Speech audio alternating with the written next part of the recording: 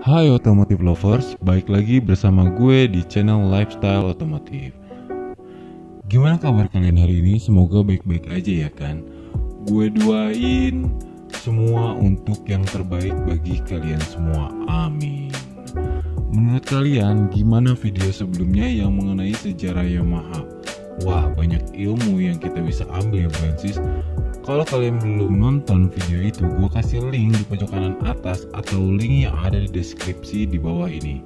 Nah, di video kali ini gue membahas tentang sejarah awal terciptanya pabrikan asal Jepang ini. Dan dari kalian sudah pasti tahu brand yang satu ini. Yaps, betul sekali. Dari judulnya saja kalian sudah tahu ya kan. Kita akan membahas tentang Suzuki nih Francis. Tanpa panjang lebar nih gua openingnya, mari kita simak video kali ini. Oh iya, jangan lupa nih Francis ritualnya. Siapkan selalu kopi dan teman sejatinya yaitu smoking manja. And let's go.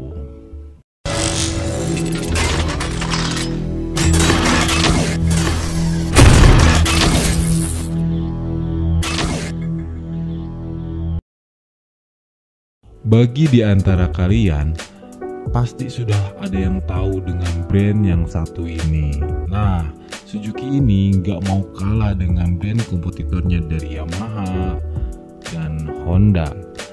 Suzuki ini juga menjadi salah satu Big Four dari pabrikan otomotif Jepang nih Francis. Kalian tahu siapa pendirinya dari pabrik Suzuki ini? Dia adalah Michio Suzuki. Latar belakang dari Bapak Michio ini adalah anak dari petani kapas tradisional Jepang loh Francis.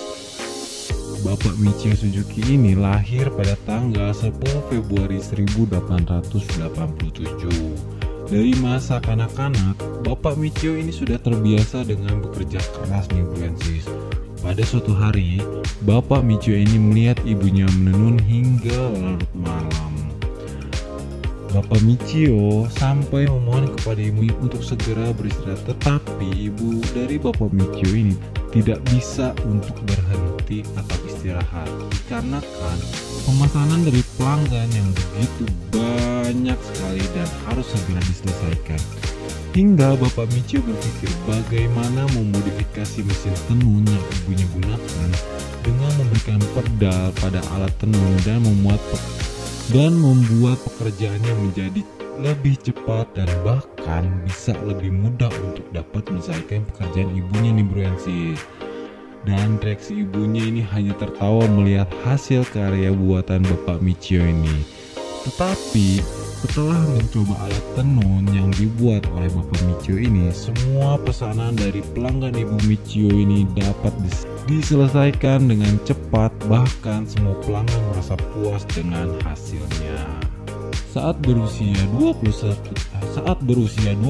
tahun, Bapak Michio ini dengan produk buatannya yaitu alat tenun laris manis, banyak orang yang minat karena pada saat itu permintaan ekspor bahan tenun sangatlah tinggi pada tahun 1920. Nah, Bapak Michio ini memperkenalkan bisnisnya dengan nama Suzuki Loom Manufacturing Company, perusahaan yang mengembangkan perkakas serta alat tenun menenun. Bapak Michio berpikir bahwa tidak selamanya bisnis yang ia jalankan tidak dapat berjalan lama. Pada suatu saat, pemesanan alat buatan Bapak Michio ini mulai sedikit dalam jumlah permintaannya. Lalu, Bapak Michio mempertimbangkan untuk membuat produk otomotif nih Francis. Alasan Bapak Michio mengambil keputusan ini untuk membuat mobil karena pada saat itu banyak sekali warga menggunakan mobil impor terlalu banyak. Dan dari banyaknya keluhan warga bahwa mobil impor tersebut terlalu besar ukuran bodinya, boros dalam konsumsi bensin, dan harganya itu terlalu mahal. Pada tahun 1938, Bapak Michio bersama timnya membuat prototipe mobil pertamanya dengan menjiplak mobil Austin 7. Jadi Bapak Michio mendatangkan mobil itu dari Eropa yang kemudian mempelajari satu demi satu dari komponen mobil tersebut, termasuk juga desain dan bahan baku pembuatannya ya Francis. Hingga beberapa bulan kemudian Bapak Michio ini berhasil membuat duplikasi dari mobil yang ia pesan. Bapak Michio bangga dengan mobil buatannya meskipun banyak netizennya yang mencibir karena mobil yang dibuat Bapak Michio ini adalah jiplakan. Bapak Michio tetap optimis dengan produk buatannya akan diterima oleh pasar. Tapi sayang sekali dikarenakan terjadinya perang kedua mencapai puncaknya. Produk yang dibuatnya pun terbengkalai dan tidak dilanjutkan kembali. Tapi pada proses itu Bapak Michio telah membuktikan kepada masyarakat sudah membuat mobil dengan mesin yang cukup ampuh dinilai terbaik pada era saat itu. Setelah kejadian perang dunia itu, Bapak Michio banting setir nih Francis untuk membangun pabrik yang memproduksi alat perang. Setelah dana tercukupi, Bapak Michio ini kembali ke dunia otomotif. Namun, di saat itu bukan untuk memproduksi mobil nih Francis, tetapi memproduksi komponen-komponen seperti piston, blok mesin untuk kendaraan perang tentara Jepang yang bermesin 6 silinder itu Francis. Tidak sampai di situ saja Francis, kendala yang dialami Bapak Michio ini adalah terjadi gempa besar mengguncangkan Jepang, termasuk daerah pabrik Bapak Michio ini Francis. Kasihan sekali bukan? Kejadian gempa tersebut mengakibatkan tewasnya 1/4 dari karyawan Bapak Michio ini ya Francis. Dan terjadi lagi nih kesialan yang dialami Bapak Michio ini adalah pasukan militer Amerika membombardir daerah sekeliling pabrik di daerah Hamamatsu. Jadi nasib dari Bapak Michio